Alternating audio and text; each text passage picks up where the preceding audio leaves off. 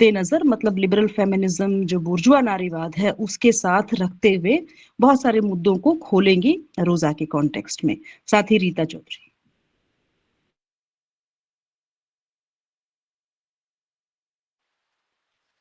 बहुत बहुत शुक्रिया साथी वंदना। सभी साथियों को क्रांतिकारी इस्तकबाल, इस उम्मीद और वादे के साथ कि हम लड़ेंगे साथी साथ साथ। मुक्तिबोध की पंक्तियां हैं। मेरा विषय है महिला प्रश्न पर रोजा के विचार। और मुक्तिबोध का कहना है कि कर सको घृणा क्या इतना रखते हो अखंड तुम प्रेम। तो साम्यवादी विचारधारा से अखंड प्रेम रखने वाली रोजा की हत्या इसलिए हो गई क्योंकि वे साम्राज्यवाद और पूंजीवाद से घृणा करती थी। और मुझको लगता है कि किसी संवेदनशील क्रांतिकारी व्यक्ति की हत्या तो की जा सकती है, लेकिन उसके क्रांतिकारी विचारों की हत्या कभी नहीं की जा सकती। आने वाली पीढ़ियां, क्रांतिकारी पीढ़ियां उनके विचारों को ठीक याद रखती हैं। आज की यह चर्चा और इस तरह की चर्चाएं इस बात का उदाहरण है, इस बात का प्रमाण है। तो रोजा ऐसे ही याद की जाती रहेंगी क्योंकि उनके विचार हमेशा जीवित रहेंगे। वे जीवित विचार है इसलिए जीवित रहेंगे। मैं अपनी बात कुछ बिंदुओं के तहत रखूंगी और कोशिश करूंगी कि 10 मिनट में खत्म कर दूं। और साथियों, हम जानते हैं कि वर्तमान वैश्विक व्यवस्था में पूंजीवाद अपने साम्राज्यवादी जो प्रभावशाली आर्थिक प्रणाली के रूप में मौजूद है। उत्पादन, श्रम और बाजार के संबंधों पर इसका गहरा प्रभाव दिखाई तो देता ही है। इस व्यवस्था में महिला मजदूरों की जो स्थिति है वह विशेष रूप से जटिल, शोषणपूर्ण, असमान बनी हुई है। पूंजीवादी ताकतें जहां एक और स्त्रियों को श्रम बाजार में शामिल कर सशक्तिकरण का दावा करती हैं, वहीं दूसरी ओर उनके श्रम का अधिकतम दोहन भी करती हैं।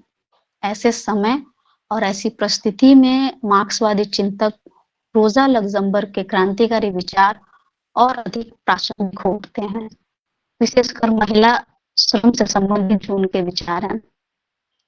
रोजा के महिला संबंधी विचारों के माध्यम साम्राज्यवादी वैश्विक आर्थिक व्यवस्था में मजदूर महिला की सामाजिक आर्थिक स्थिति को समझने का प्रयत्न कर सकते हैं, क्योंकि महिला मजदूर का शोषण केवल लैंगिक नहीं बल्कि वर्गीय, संरचनात्मक और साम्राज्यवादी है।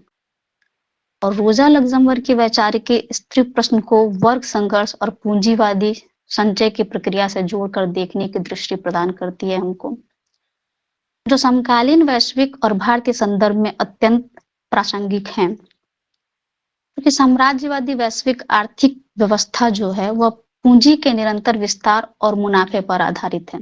मजदूर महिला को सबसे सस्ते, लचीले और असुरक्षित श्रम के रूप में वह प्रयोग करती रही है। इस संदर्भ में रोजा का चिंतन विशेष महत्व रखता है क्योंकि उन्होंने महिला प्रश्न को वर्ग संघर्ष से अलग करके देखने से इनकार किया। वे कहती हैं कि स्त्रियों की मुक्ति ठीक वैसे ही जैसे पूरे मजदूर वर्ग की मुक्ति केवल पूंजीवादी समाज के विरुद्ध संघर्ष के माध्यम से ही संभव है, इसके बिना संभव नहीं है। अब जैसे किसी फैक्ट्री में काम करने वाली महिला मजदूर को केवल वोट का अधिकार या कानूनी समानता मिल जाना पर्याप्त नहीं है यदि उसे कम मजदूरी, असुरक्षित काम और ठेका प्रणाली का सामना करना पड़ता है। तो केवल और केवल वोट का अधिकार उसको पूरा का पूरा अधिकार नहीं दिलवा सकता। अपने एक प्रसिद्ध लेख में रोजा ने कहा भी है, उस लेख का नाम है women's suffrage and class struggle. उसमें वह कहती है कि स्त्री प्रश्न सामाजिक प्रश्न से अलग नहीं किया जा सकता। और यही जो रोजा का वक्तव्य है, जो कथन है, स्त्री या महिला संबंधित जो प्रश्न है उस अध्ययन की वैचारिक आधारशिला है। अभी एक रचना की बार बार चर्चा हो रही थी, एक कृति की द एक्युमुलेशन ऑफ कैपिटल। उसमें रोजा ने कहा है कि पूंजीवाद अपने आंतरिक ढांचे के भीतर स्वयं को बनाए नहीं रख सकता, उसको हमेशा सरप्लस वैल्यू के लिए गैर पूंजीवादी सामाजिक स्तरों की आवश्यकता होती है। और इन गैर पूंजीवादी जो सामाजिक स्तर हैं वे ग्रामीण समाज, उपनिवेशित क्षेत्र और स्त्रियों द्वारा किया गया अदृश्य श्रम शामिल करती हैं। इस प्रकार मजदूर महिला पूंजीवादी संचय की एक मौन लेकिन अनिवार्य शर्त बन जाती हैं। मैं 2-4 बिंदुओं के आधार पर अपनी बात रख रही हूँ, जैसे कि समाजवादी आंदोलनों में महिलाओं की भूमिका और स्त्री-पुरुष समानता का जो प्रश्न है। रोजा ने स्त्री की सामाजिक भूमिका को भी ऐतिहासिक भौतिकवादी दृष्टि से समझा। उन्होंने यह माना कि परिवार, विवाह और मातृत्व जैसी संस्थाएं भी पूंजीवादी अर्थव्यवस्था द्वारा निर्धारित होती हैं। घरेलू काम को अदृश्य श्रम बनाकर स्त्री के योगदान को आर्थिक मान्यता से वंचित किया गया है और इस प्रकार स्त्री की जो आर्थिक सामाजिक स्थिति उसके श्रम के अवमूल्यन से सीधे-सीधे जुड़ती है। जैसे कि वह भोजन बनाती है, बच्चों की देखभाल करती है और पूरे परिवार की देखभाल करती है, लेकिन उसे इस श्रम के लिए कोई वेतन नहीं है। इसके अलावा कोई सामाजिक मान्यता भी नहीं मिलती। जो रोजा का प्रसिद्ध कथन हम बहुत पहले से जानते हैं कि जिस दिन औरतें अपने श्रम का हिसाब मांगेंगी, उनके एक भाषण से ये लिया गया है, मांगेंगी उस दिन मानव इतिहास की सबसे बड़ी और सबसे पुरानी चोरी पकड़ी जाएगी। और इस कथन में उनके विचार को हम बहुत शिद्दत से महसूस कर पाते हैं, क्योंकि उनकी दृष्टि में स्त्री की मुक्ति का मार्ग समाजवादी क्रांति से होकर ही जाता है, जहां उत्पादन के जितने साधन हैं, उन साधनों का सामूहिक स्वामित्व होगा और श्रम का शोषण समाप्त होगा। ऐसे समाज में ही स्त्री पुरुष समानता वास्तविक अर्थों में संभव है, क्योंकि तब आर्थिक आधार बदल जाएगा। इसलिए वे कहती हैं कि समाजवादी संघर्ष में महिला मजदूरों की भागीदारी अनिवार्य है। बिना महिला मजदूरों के भागीदारी के यह संभव नहीं हो सकता। जैसे हड़ताल हो या यूनियन के आंदोलन हो या मजदूर संघर्ष हो, इन सब में महिलाओं की जो सक्रिय भूमिका है वह होनी चाहिए। कपड़ा मिलों की जो महिला मजदूरों का आंदोलन होता है, उस तरह के आंदोलन या पूंजीवादी व्यवस्था को चुनौती देने की जो सामूहिक शक्ति है, उसको इस तरह के आंदोलन पैदा करते हैं। ठीक वैसे ही और वो कहती हैं कि जो मताधिकार है और शिक्षा है, तो सिर्फ मताधिकार शिक्षा ही सब कुछ नहीं दे देगा। मताधिकार शिक्षा और वास्तविक समानता का प्रश्न अलग-अलग है, क्योंकि आर्थिक स्वतंत्रता के बिना राजनीतिक अधिकार रखने वाले शब्द मात्र हैं। कि जब तक आर्थिक स्वतंत्रता नहीं होगी, तब तक राजनीतिक अधिकार का कोई अर्थ नहीं है।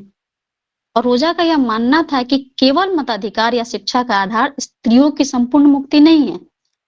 इसलिए वे बुर्जुआ स्त्रीवाद की कड़ी आलोचना करती हैं, क्योंकि जब जर्मनी और इंग्लैंड में उच्च वर्ग की स्त्रियां मताधिकार आंदोलन चला रही थी, ठीक उसी समय फैक्ट्रियों में काम करने वाली महिला मजदूरों को न्यूनतम मजदूरी भी नहीं मिलती थी। कार्यस्थलों पर मातृत्व अवकाश जैसी कोई सुविधा नहीं थी। इसलिए उनका कहना था कि केवल मतदान का अधिकार पा जाने से एक उच्च वर्गीय स्त्री को राजनीतिक आवाज तो मिल जाती है या मिल सकती है, लेकिन उससे मजदूर स्त्री की आर्थिक गुलामी समाप्त नहीं हो सकती। और इस मजदूर स्त्री की आर्थिक गुलामी को समाप्त करना सबसे ज्यादा जरूरी है। इसके लिए संघर्ष करना जरूरी है। और इस कड़ी को वो आगे जोड़ती है कि मजदूर, जो महिला मजदूर है और जो पूंजीवाद उत्पादन का प्रश्न है, उससे हमको जूझना पड़ेगा, क्योंकि पूंजीवाद स्त्रियों को सामाजिक उत्पादन में इसलिए नहीं लाता है कि उन्हें मुक्त कर सके, बल्कि इसलिए कि उनका और अधिक कुशलता से शोषण कर सके। ये रोजा की ही पंक्तियां हैं। जैसे कि गारमेंट फैक्ट्रियों या जो निर्यात उद्योग में महिला मजदूरों को कम वेतन पर लंबे समय तक काम कराया जाता है, क्योंकि उन्हें एक अनुशासित और कम प्रतिरोधी श्रम माना जाता है। स्त्रियों को यह भागीदारी सशक्तिकरण से अधिक शोषण का रूप ले लेती है। ठीक यही स्थिति अगर हम याद करें तो 20वीं सदी के आरंभिक समय में यूरोप की भी थी। कपड़ा मिलों में काम करने वाली महिलाएं पुरुषों की तुलना में कम मजदूरी पाती थी। वे दिन में 10 से 12 घंटे फैक्ट्री में काम की और फिर घर लौटकर घर की मजदूरी भी करती थी। रोजा इसे स्त्री की जैविक कमजोरी नहीं कहती, बल्कि पूंजीवादी व्यवस्था की रणनीति मानती थी, जहां सस्ती महिला श्रम शक्ति का उपयोग मुनाफा बढ़ाने के लिए किया जाता था। और कई जगहों पर रोजा के विचार इसलिए महत्वपूर्ण है, जैसे कि प्रथम विश्व युद्ध का जब वो जिक्र करती हैं तो वो कहती हैं कि युद्ध और स्त्री की आर्थिक स्थिति का प्रश्न बहुत जरूरी प्रश्न है, क्योंकि हमने देखा कि प्रथम विश्व युद्ध के दौरान जब तमाम पुरुष मोर्चे पर चले गए तो स्त्रियों को कारखानों में लगाया गया। लेकिन जैसे ही युद्ध समाप्त हुए, स्त्रियों को काम से हटा दिया गया और उन्हें पुनः घर की तरफ धकेल दिया गया। रोजा लग्जमबर्ग इसे पूंजीवाद की आवश्यकता आधारित अस्थायी नीति मानती हैं। यह पूंजीवाद की अस्थायी नीति है और यह आवश्यकता पर निर्भर है। स्त्री सशक्तिकरण से इसका कोई संबंध नहीं है, कोई लेना देना नहीं है। जब पूंजी को जरूरत होती है, स्त्री श्रमिक बनती है और जब जरूरत खत्म होती है तो उसे घर के भीतर फिर से वापस लौटा दिया जाता है। तो इन सब बातों को देखते हुए निष्कर्षतः हम यह कह सकते हैं कि रोजा लग्जमबर्ग की वैचारिकी स्त्री प्रश्न को वर्ग संघर्ष और पूंजीवाद की आलोचना के व्यापक संदर्भ में रखती है। वे स्त्री की सामाजिक आर्थिक मुक्ति को किसी सुधारवादी या अलगाववादी प्रक्रिया के बजाय समाज के क्रांतिकारी रूपांतरण से जोड़ती है। इसी कारण उनका चिंतन आज भी स्त्री अध्ययन कहिए या संपूर्ण समानता के लिए कहिए, उनकी वैचारिकी आज भी प्रासंगिक है और यह रहेगी। बहुत बहुत धन्यवाद। मेरी बात खत्म। बहुत शुक्रिया साथी रीता। बहुत ही अच्छे तरीके से, बहुत ही शानदार तरीके से जो महिला का प्रश्न है और जिस तरह से बुर्जुआ राजनीति महिला सशक्तिकरण के नाम पर तमाम तरह की योजनाएं, एनजीओज के संजाल फैलाकर ये भ्रम पैदा करती है कि वो स्त्रियों को बराबरी का हक देती है, वो कितना बड़ा, कितनी कितनी कितनी मतलब उसमें विभ्रम कितना है, ये हमें पहचानने की जरूरत है। और देखिए, उत्पादन, एक तो उत्पादन के क्षेत्र में उनको अपनी जरूरत के अनुसार वो लेते हैं और उसके बाद उन जरूरत खत्म होने पर वो उनको घर में दोबारा या फिर बिल्कुल अनस्किल्ड कामों में उनको झोंक देते हैं। हम देखते हैं कि पूंजीवाद के माध्यम से महिलाओं का एक वर्ग जो है वो बाहर आया जरूर, लेकिन वो अनस्किल्ड लेबर के रूप में, सस्ते लेबर के रूप में, और जैसे ही मंदी आती है, बेरोजगारी आती है, सबसे पहले अगर घरों के भीतर घरेलू छोटे मोटे अनस्किल्ड और बहुत ही सस्ते उस पर काम करना होता है तो वो महिलाओं का होता है। और एक भ्रमित स्त्री सशक्तिकरण, नारीवाद के नाम पर जो चीजें हैं वो पहचानने की जरूरत है। इसके लिए हमें बार बार रोजा जैसे विचारकों के पास लौटना पड़ेगा ताकि हम इस छद्म को भी अपने विचारों के माध्यम से तोड़ सकें। इस पर संक्षेप में, बहुत गहराई में साथी रीता ने बात रखी है। मैं साथी ऋचा अगर जुड़ी हूँ, मुझे चूंकि मैं देख नहीं पा रही हूँ ठीक से, साथी ऋचा जुड़ी हुई है क्या? जी मैं अगर जुड़ी हूँ।